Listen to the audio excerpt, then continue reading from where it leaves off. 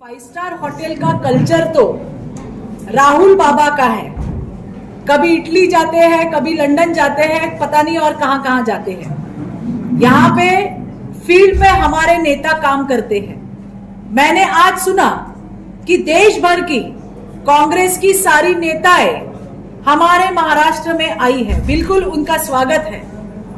मुझे सिर्फ उनसे इतना ही कहना है कि हमारी जो सारी प्रेस हुई है मराठी में हुई है, तो आपकी जो यहाँ के लोग हैं उनसे जरूर जानकारी ले कि 2.5 साल के कार्यकाल में क्या कहर इस महाविकास आघाड़ी ने, जिसमें कांग्रेस थी, उद्धव ठाकरे थे, उसमें पवार साहब की राष्ट्रवादी थी, इन्होंने क्या कहर ढहा था ये अपने सहकारियों से पूछ लीजिए।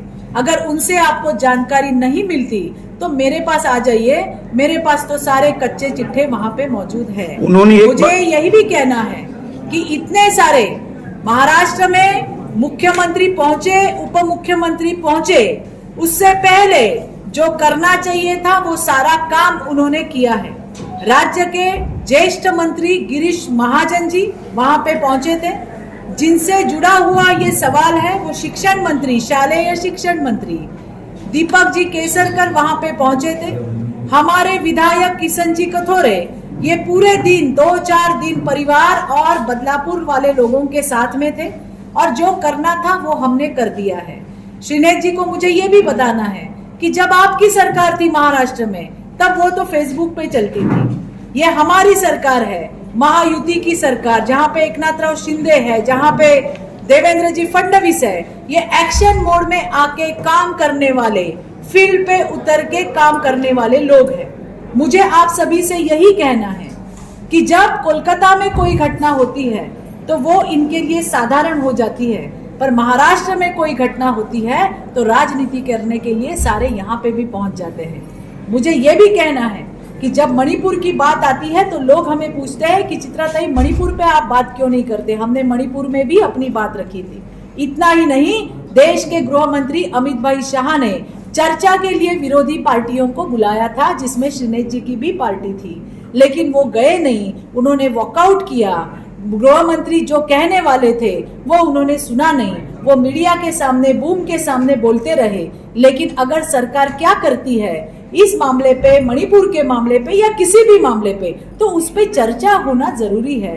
वो चर्चा ना करते हुए बाहर जाके सरकार को बदनाम करने का काम करते हैं। और ये तो कांग्रेस का पुराना फंडा है, वहां पे देश को बदनाम करो, यहाँ पे महाराष्ट्र को बदनाम करो, लेकिन यहाँ की जनता बहुत ही शुद्ध जनता है और इनके काले मंसूबों को कभी भी कामयाब नहीं होने देगी। कल बंद को लेकर किस तरह से देखा? कल नाना पटोले थाना में रहने वाले, ऐसा उन्होंने कहा है और बंद मैं आपसे यही कहती हूँ कि कल वैसे भी सैटरडे है, कल वैसे भी सैटरडे है, बहुत सारी आस्थापना बंद होती है, प्राइवेट सेक्टर बंद होते हैं, तो वैसे ही मुंबई के गली कूचे वैसे आपको हमेशा की तरह फुले हुए नहीं तो शांत नजर आएंगे और ये कहेंगे कि हमारा बंद जो है वो सक्सेस हो गया। महाराष्ट्र की महायुति की सरकार बहुत सशक्त है। मैं महाराष्ट्र के सारे मेरे भाइयों और बहनों को अपील करना चाहूंगी, आपके लिए सरकार है, बिन दिक्कत बाहर आइए, क्योंकि ये मुद्दा, महिलाओं के सुरक्षा के मुद्दा के लिए हम सारे काम करने वाले हैं। इन हरामखोरों को फांसी पे चढ़ने तक हमारी लड़ाई शुरू रहेगी और यही केस नहीं, और भी बहुत सारी केसेस जो होती है उसके लिए हम लड़ेंगे।